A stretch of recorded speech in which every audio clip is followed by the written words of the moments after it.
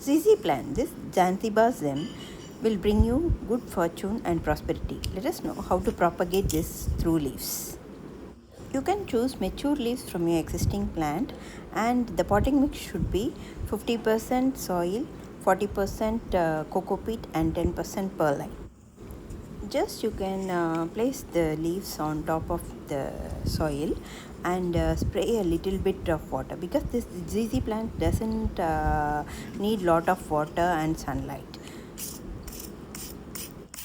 You can keep this in a bright shaded area or indoors, and you need to sprinkle water only when the soil is totally dry.